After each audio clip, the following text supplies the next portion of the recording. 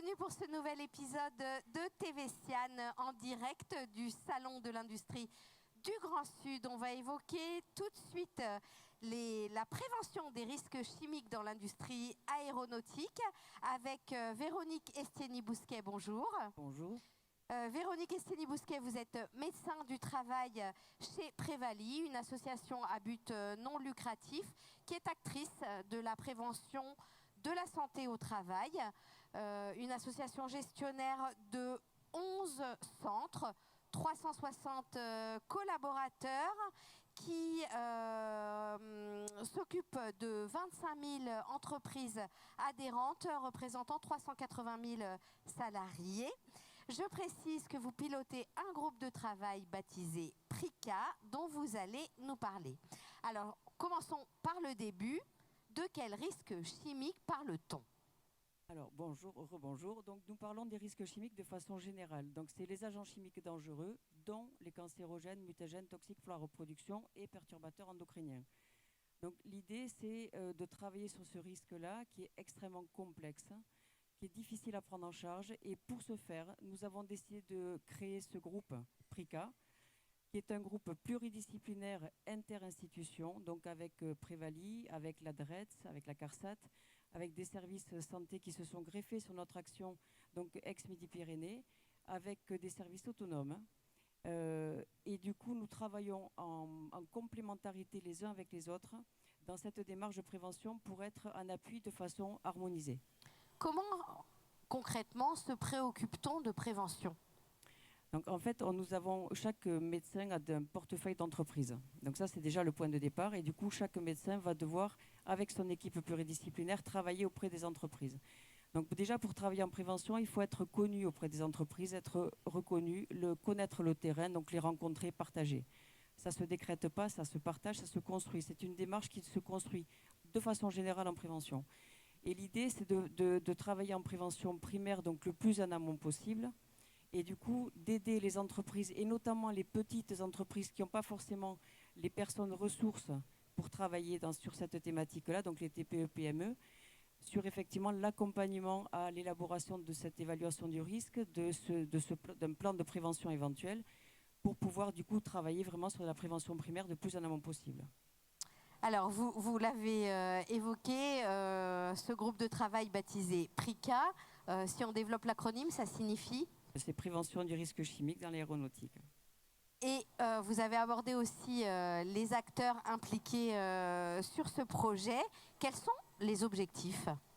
Donc, les objectifs, dans un premier temps, au niveau du groupe, c'était de construire des outils qui soient partageables entre acteurs de la prévention externe aux entreprises et partageables aussi dans les entreprises pour certains d'entre eux. Donc nous avons déjà, la première étape, c'était de se constituer, de s'organiser, de créer des outils qui soient transférables, utilisables, reproductibles et qui permettent en fait d'harmoniser les pratiques.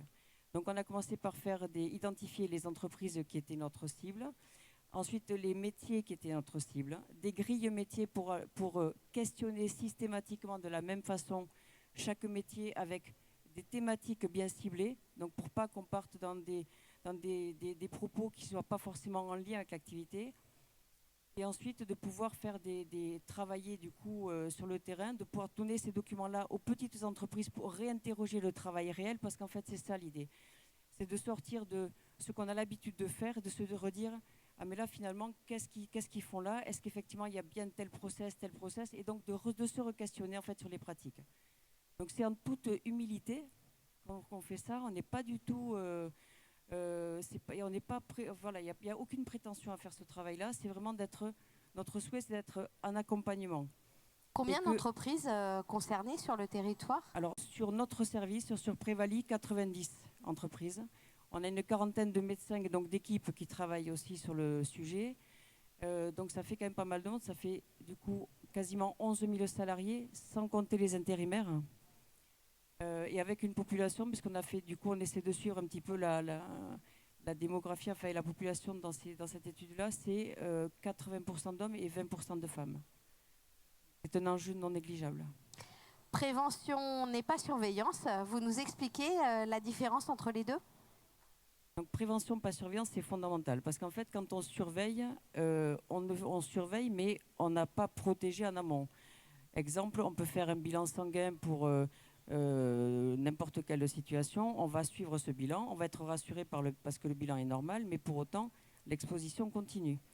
Donc l'idée, c'est de suivre et de surveiller parce que c'est réglementaire, il faut le faire. Ça permet aussi d'avoir des informations sur effectivement des intoxications à un moment donné et des intoxications chroniques ou aiguës quand il y a des problématiques aiguës. Mais par contre, la priorité, c'est de faire de la prévention, c'est-à-dire de travailler sur tout ce qui est protection collective et individuelle, mais bien en amont, de faire en sorte que les gens soient sensibilisés, formés, informés, qu'ils s'approprient la prévention et que du coup, ils la mettent en œuvre au quotidien. Alors, vous avez parlé des outils que vous mettiez à disposition. Est-ce que vous pouvez nous en décrire un et comment finalement l'information arrive jusqu'aux salariés concernés? Donc la première étape, ce qu'on a décidé de faire avec le service com aussi en interne dans le service et avec le service com de la CARSAT, c'était de faire un outil déjà qui récapitule la démarche pour l'ensemble des acteurs. Déjà pour que ce soit un peu standardisé. Ensuite, ces fameuses grilles métiers, on les a testées dans différents métiers, dans différentes entreprises, justement pour voir comment ça se passait, si c'était fonctionnel, pas fonctionnel, si c'était juste des élucubrations de notre part, ou si ça avait une vraie valeur d'observation. Et donc, on a fait des réajustements par rapport à ça. On a fait en parallèle, il y a deux autres groupes trois thématiques complémentaires qui sont importantes, c'est la coactivité. La coactivité, c'est clair, ça veut dire par exemple quelqu'un on sort du risque chimique, mais on parle du bruit. Quelqu'un qui manipule un outil bruyant va se protéger. Le collègue d'à côté qui est dans la même pièce, qui ne manipule pas l'outil, ne va pas se protéger. Or, le bruit est partagé, c'est de la coactivité. Et c'est pareil pour la majorité des risques. Donc il y a ça. Le deuxième point que l'on a essayé de travailler, on s'est dit pour les petites entreprises, le risque chimique c'est très compliqué. Pour nous c'est compliqué aussi. Donc on va essayer d'affiner et de filtrer l'approche du risque chimique. Et donc on a imaginé de pouvoir rentrer dans cette analyse par la substance et pas le produit. Donc là c'est un peu plus technique, mais dans un produit il y a X substances, c'est de rentrer et d'identifier les substances au sein des produits qui pourraient être dangereuses et du coup de cibler, de flécher, d'informer et de faire un retour à l'entreprise pour leur dire voilà, attention c'est telle substance dans tel produit et à tel endroit dans telle unité de travail, du coup par rapport à des groupes homogènes d'exposition, ça permet vraiment de cibler. Donc c'est un travail, et ça c'est important de le dire aussi, c'est un travail qui va durer dans le temps. C'est pas quelque chose qui va se faire demain parce qu'il y a des contraintes fonctionnelles, il y a des contraintes de résultats par rapport à l'aéro, la corrosion pour les avions, c'est pas rien. Donc en fait, il y a toutes ces contraintes-là qu'on doit prendre en compte. Donc c'est pour ça qu'on n'est pas au pas de course en essayant de dire il faut absolument, c'est de dire on essaie de réfléchir intelligemment par rapport à leurs contraintes, par rapport à ce qu'on peut faire. Mais en tous les cas, ce qu'on veut absolument, c'est être dans la collaboration, le partenariat et dans le partage dans le groupe, mais vraiment avec nos entreprises. Et dans la mutualisation des méthodes. Est-ce que vous vous êtes fixé des indicateurs pour suivre ce plan? Nous avons prévu un tableau d'indicateurs avec quand l'entreprise est informée. On va rencontrer l'entreprise, donc chaque équipe va rencontrer les entreprises de son portefeuille. Ils partagent la démarche. Et si l'entreprise est OK pour qu'on lance la démarche, à ce moment-là, on identifie une personne ressource. Déjà, ça, c'est le point d'entrée, c'est d'avoir un interlocuteur privilégié. À partir du moment où on a cette personne ressource, on l'a démarré, on va vérifier qu'on ait bien la fiche d'entreprise. Donc ça, c'est un document réglementaire que nous faisons, avec nos préventeurs, ergonomes, nos infirmiers, les médecins. Tout le monde participe. Si ce document n'est pas fait, on le met à jour. On vérifie qu'il y ait l'évaluation du risque, notamment le chimique, oui ou non, s'ils ont fait le document unique, s'il y a de la protection collective, individuelle, s'il y a de la sensibilisation, de l'information, voir un petit peu tout ce qui a été mis en place en termes de prévention. Une fois qu'on a fait ce point de ce T0, on a une phase d'accompagnement. Et cette phase d'accompagnement, c'est de se dire, il y en a, pour certaines entreprises, ça va durer 1 an, pour d'autres, ça va durer 2 ans. On va accompagner et du coup, étape par étape, au travers d'un plan d'action, on va les accompagner dans ces démarches-là. Et au final, on va re-questionner les mêmes points, les mêmes indicateurs du T0 pour savoir si effectivement on a eu une avancée sur ces thématiques-là.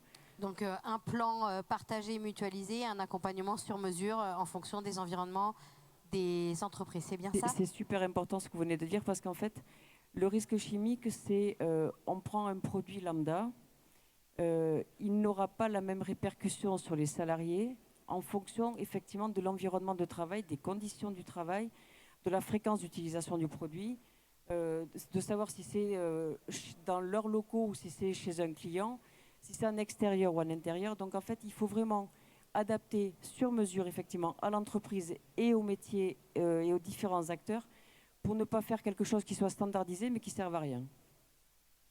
On est aujourd'hui sur le salon Sian. Est-ce que vous avez un message particulier à adresser aux entreprises qui sont présentes aujourd'hui?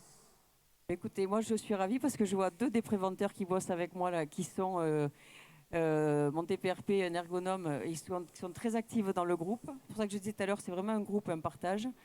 L'idée, c'est que les entreprises se rapprochent de nous. Nous, on va vers eux, mais que les entreprises n'hésitent pas à revenir vers leur service de santé au travail. Et à partir de là, du coup, la démarche de prévention se mettra en place, adaptée en fonction de la situation, de l'exercice, des sites de travail. Voilà, ça sera du sur-mesure.